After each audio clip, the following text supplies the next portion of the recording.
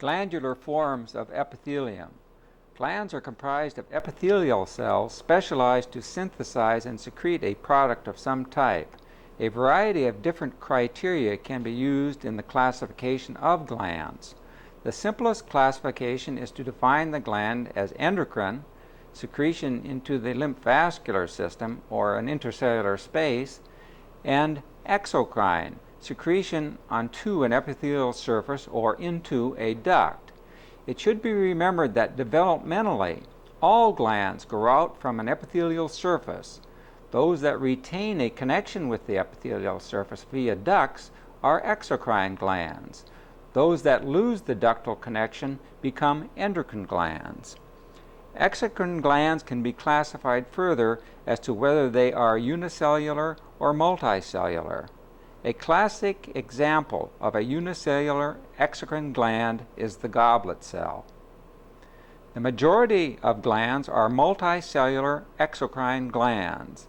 Multicellular glands can assume a wide variety of morphologies.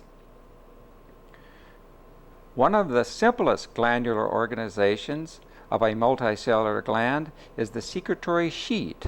In this case, the cells form a continuous epithelial layer.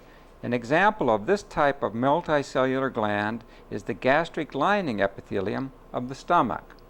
However, the majority of multicellular exocrine glands secrete into a ductal system. These are classified according to the morphology of the ducts and how their secretory cells are arranged to form the secretory portion of the gland.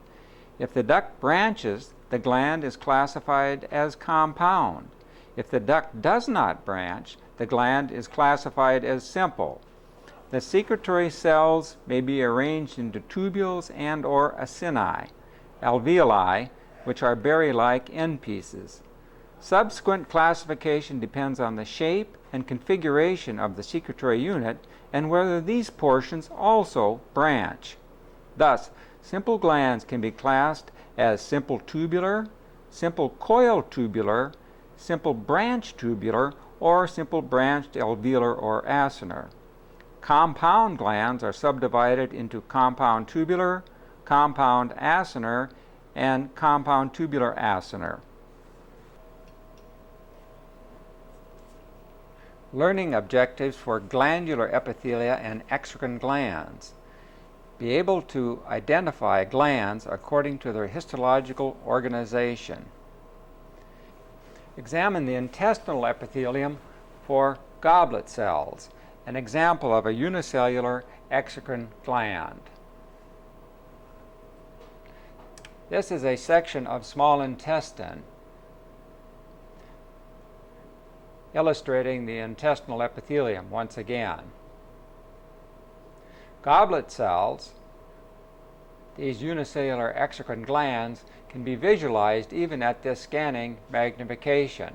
They can be identified by the large accumulations of secretory material lying within their apices, which in this particular case appear transparent.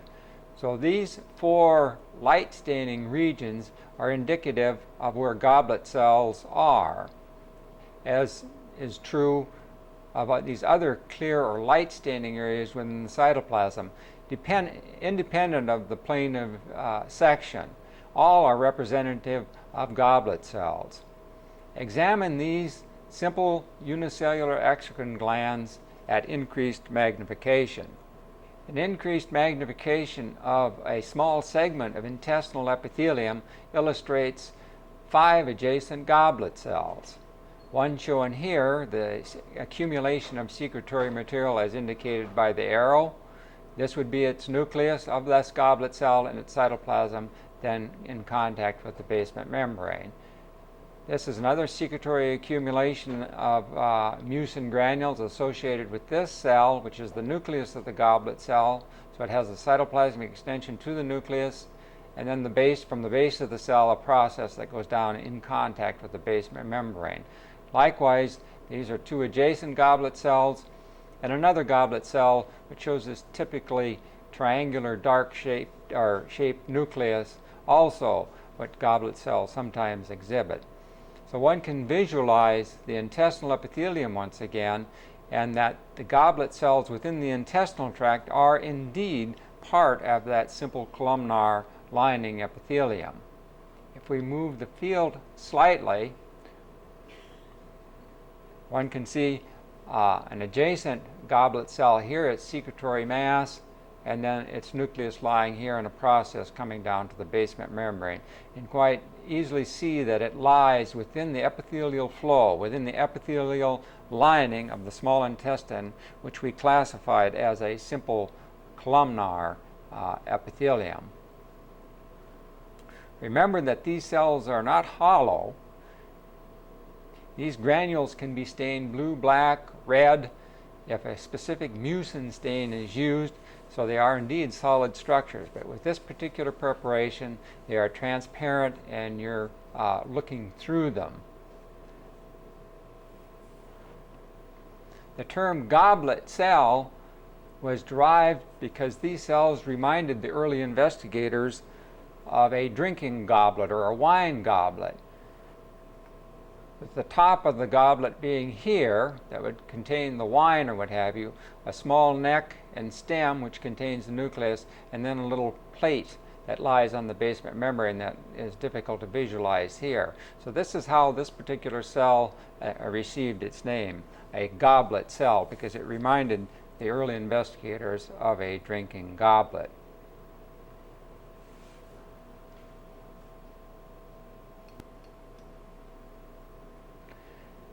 Now examine a section of paraffin embedded material from the trachea, again for goblet cells, these unicellular exocrine type glands. Even at the intermediate objective power, one can make out the typical characteristic accumulation of secretory granules from these unicellular glands within the pseudostratified columnar epithelium. Once again, they are part of the epithelial lining in this particular region. Examine these cells once again at increased magnification. These are the goblet cells as seen at increased magnification in a paraffin embedded preparation.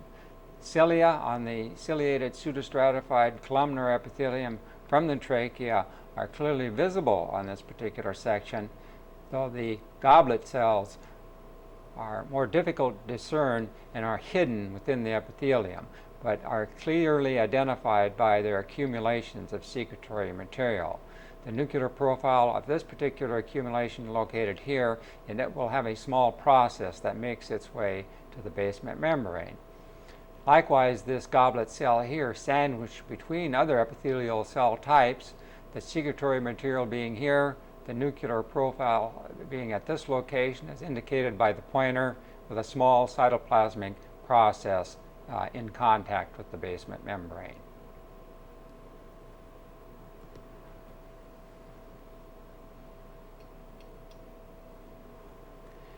Examine a region of the fundic stomach for that glandular organization known as the secretory sheet. The secretory sheet, this collection of epithelial cells lining the surface and secreting into the lumen, lies here. Lies on the gastric surface, goes into invaginations known as the gastric pits, and forms the lining of the entire stomach. It is comprised of a homogeneous population of cells, that is, all the cells are identical, that produce mucin, form a continuous layer that lines the entire stomach, protecting it from autodigestion. So this glandular organization, this collection of cells, secretory epithelial cells, is referred to as the secretory sheet. This particular field at increased magnification indicates perhaps a little bit better that simple columnar lining epithelium that produces mucin that forms the glandular organization known as the secretory sheet. These are not goblet cells. These are specific mucin secreting cells peculiar to the gastric lining epithelium.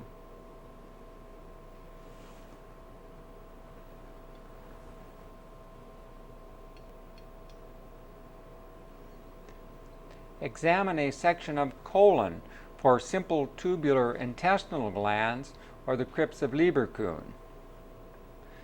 The lumen of the colon is located here.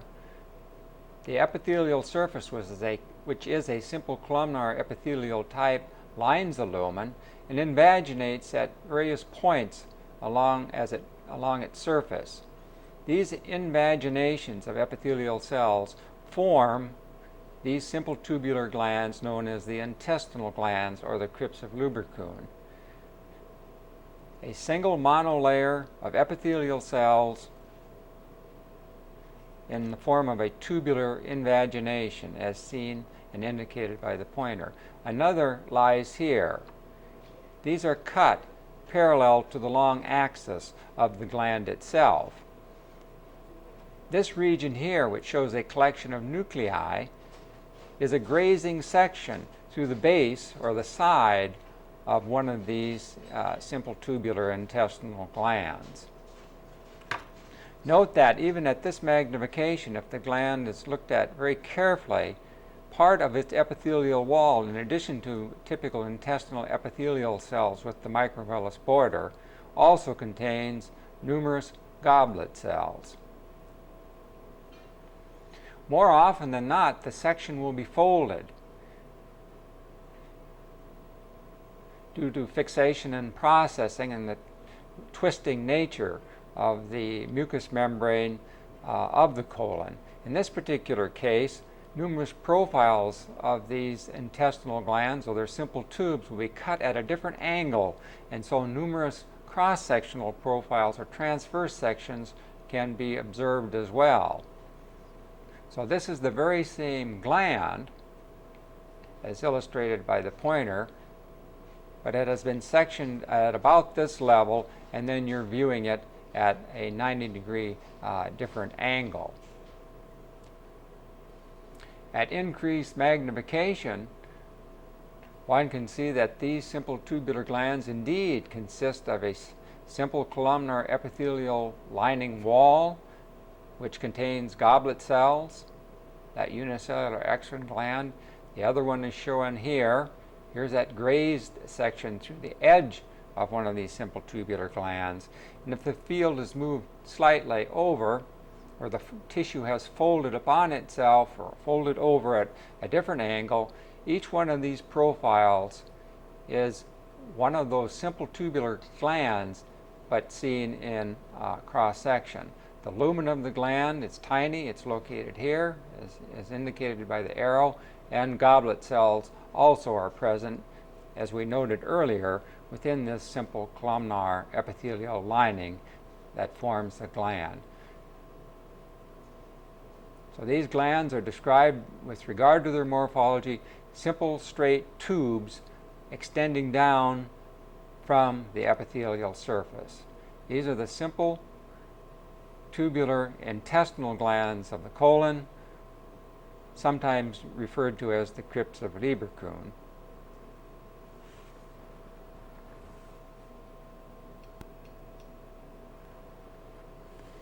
Examine a section of small intestine for the simple tubular intestinal glands or these crypts of lieberkuhn. This is the mucosal surface of a segment from the small intestine. These large finger-like projections sticking out into the intestinal lumen, which lies here, are termed intestinal villi. Between the villi, in this particular region of the bowel, one can see the outgrowths of these simple tubular glands, once again, are these crypts of lieberkuhn. One's cut lengthwise here, one is cut lengthwise here. So these simple tubular glands grow down between the villi. Numerous other glands are also shown in the field, though they don't exhibit a lengthwise cut, and they're cut at different angles, as we noted before in the section of the colon. But these are the simple tubular glands or intestinal glands of the small intestine.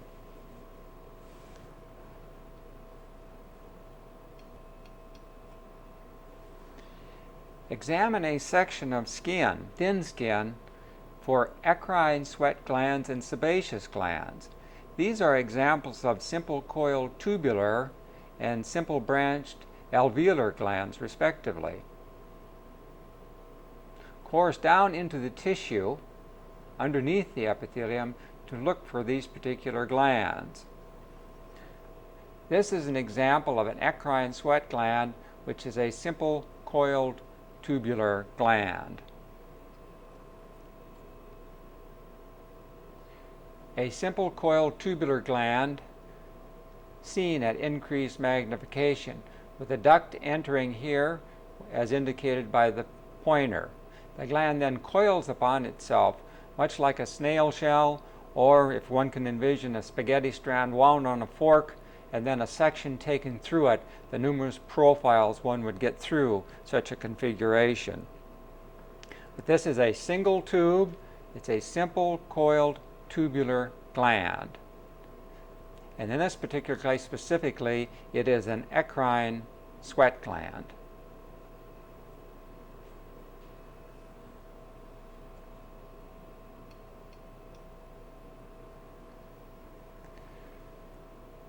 This is the example or an example of a sebaceous gland or oil gland from the skin. This gland is classified as a simple branched alveolar gland. Each one of these units, as indicated by the pointer, is an alveolus. The configuration three-dimensionally of this particular gland is much like a 3 or 4 leaf clover, with the stem being a very small duct that's going to be lined by stratified squamous epithelium.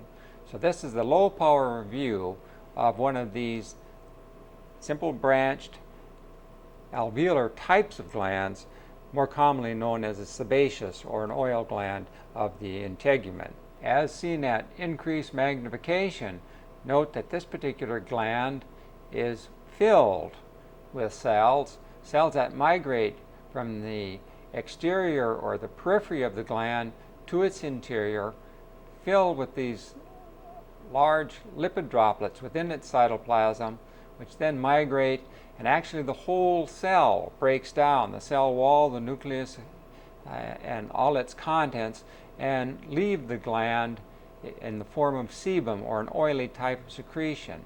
So this gland is not only a simple branched acinar gland, and that anatomical classification, functionally it is considered one of the holocan glands. That is, the whole cell is discharged from the cell and is indeed forms the secretion.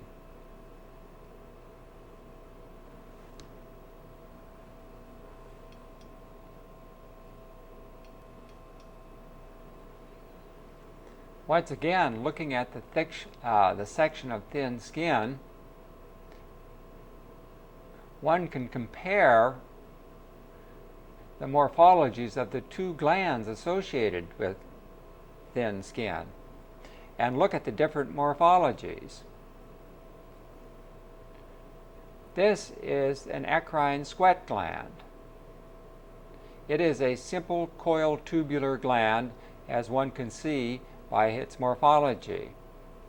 Also within the field, but not cut through the center of the gland, you can see several alveoli of the sebaceous glands filled with those frothy-like cells. So this would be a section through the end of an alveolus. There's another one located here, one here, and one here. But even without having a section through the center of the gland, as it were, one can easily recognize and distinguish sebaceous glands from eccrine sweat glands simply by their morphology. This particular structure, that's the arrow, and as we move through the field, for those that are interested, is a hair follicle, and you can see the little bulb of the hair and the papillae in the growth area of this particular hair, as indicated by the pointer. We will consider these when we deal with the integument or skin.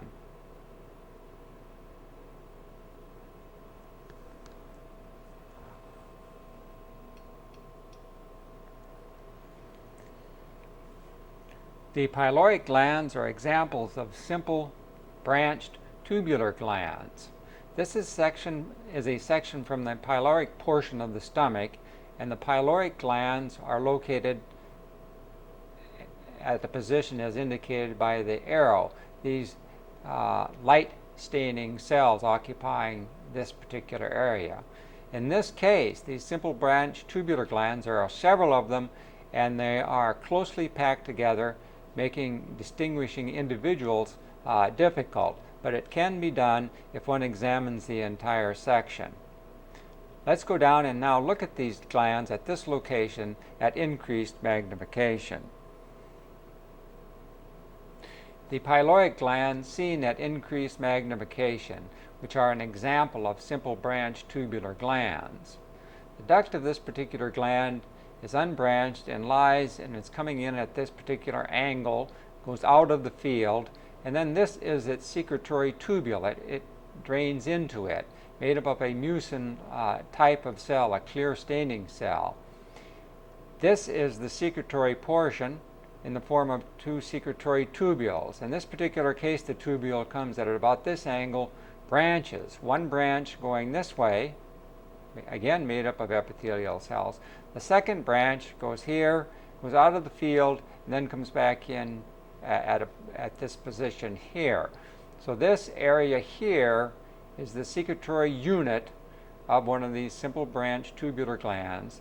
And because it's simple, it has an unbranched duct, as you can see here, and the secretory tubule branches into a Y, and so this makes up a pyloric gland, a single pyloric gland.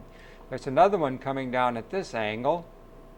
As you can see, this would be the duct, so it's simple, and then it goes into its secretory portion, and it's branched and tubular in nature, and the other branch would go this way.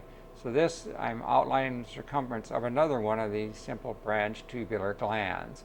So there are numerous of these simple branched tubular glands that are closely packed together, making identification somewhat difficult. If you move to a different area, perhaps, where it's a bit more confusing, sometimes you cannot trace it. It has to be a perfect cut going down the length of the duct and hitting the tubules where they branch just right. Otherwise, one just sees isolated secretory tubules within the field. Perhaps here's another one.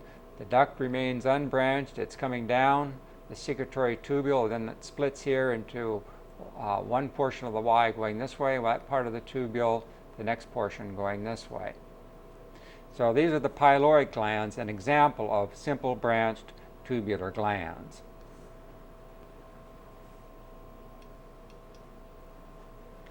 An example of a compound tubular gland are the duodenal glands or Brunner's glands found in the small intestine, the duodenum of the small intestine.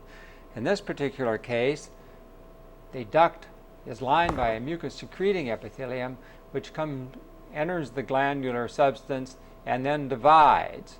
So one portion of the duct is coming off the main duct going in this direction.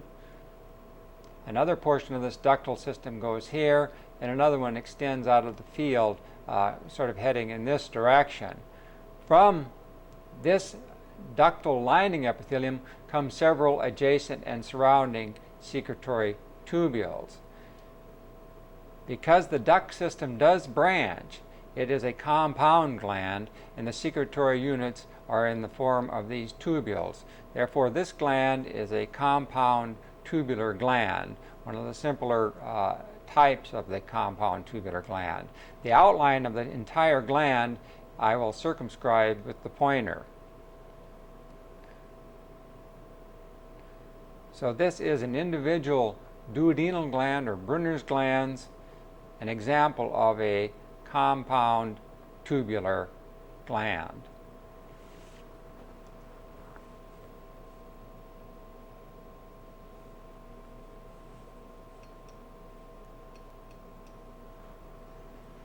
This is a section of a plastic section of the duodenum, illustrating once again the compound tubular gland or the glands of Brunner.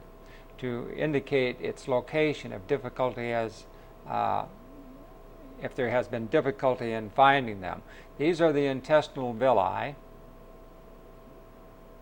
covered by an intestinal epithelium with goblet cells.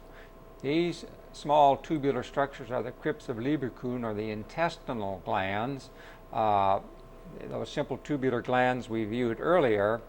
And down beneath this and within the wall of the duodenum itself, one can see these mucus-secreting glandular-like structures. These are Brunner's glands. One can be visualized here with its duct emptying into the intestinal lumen. It's sending a branch over here, and the ductal system then branches here, and its secretory tubules are located in this direction. Let's examine this one briefly at increased magnification. This is that Brunner's glands once again seen at increased magnification. The duct coming at this direction, you can see it's branching quite high with a little group of tubules coming from this particular branch. And if we follow it down just slightly, you can see the duct gives an indication of branching here, which is giving rise to this group of tubules. The duct then continues here and gives rise to the tubules in this particular area. So this is the circumference, roughly, of this particular Brunner's gland or duodenal gland, an example of a compound tubular gland.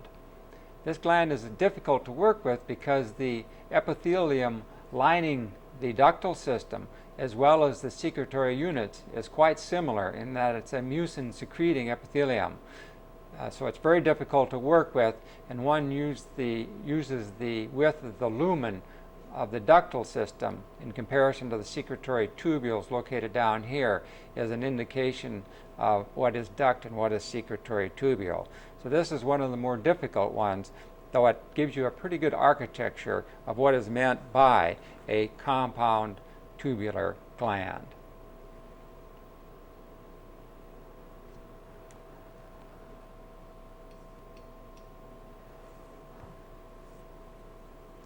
The submandibular gland is a good example of a compound tubular alveolar gland. Most compound glands are of this variety. Even with the scanning objective, one can make out a huge gland with ducts of various sizes, a major excretory duct here, intralobular ducts at this particular location because they are so named because they lie within lobules. Just by this profile alone, one can visualize if this is the ductal system, which it is here, these light profiles as indicated by the pointer. This is a compound gland because the duct has branched or is branching. These units within the background form the tubules and acinar units of the gland. They consist of two varying types of epithelium. The darker, more granular tubules and cells, as indicated by the pointer, are referred to as being serous in nature. That means they are filled with small granules and an elaborate, a watery type of proteinaceous secretion. And then you can see there are other little tubules, though isolated within the remainder of the field, sort of separated but stand out. These are made up of mucin-secreting cells or mucus cells, characteristic of the submandibular gland. Let's examine these features at increased magnification. Looking at the submandibular gland with just an intermediate objective, one can make out serous tubules, epithelial tubules that are made up of serous cells, and then the mucin or mucus tubules, these light staining ones in the background. These particular profiles with the round lumina are portions of the ductal system. So as one moves the field slightly, one can see the number of profiles and the branching nature of the ductal system. Therefore, it is definitely a compound gland, and one can visualize then the tubules and acinar units, these berry-like endings of the remainder of the gland, therefore satisfying the definition of a compound tubular acinar gland. This particular gland is also known as a mixed gland because it has both serous and mucus type of cells associated with it. If we go up slightly in magnification, increase the magnification slightly, and get a different bit of a field. This particular section is a cross section through a mucus tubule. The lumen is located here. So each one of these pyramidal shaped structures is a mucus cell. The mucin granules usually remain unstained with this particular preparation, an H&E preparation, and the nucleus oftentimes is confined to the base of the cell. Unlike the serous cells, which make up a tubule such as this, which the nucleus is sort of round, perhaps we should make choose the tubule here, where the nucleus is round, and at increased magnification you can see it is filled with numerous secretory granules. This particular profile of this meandering structure is one of the ducts once again. So this is submandibular gland and an example of a compound tubular acinar form of gland.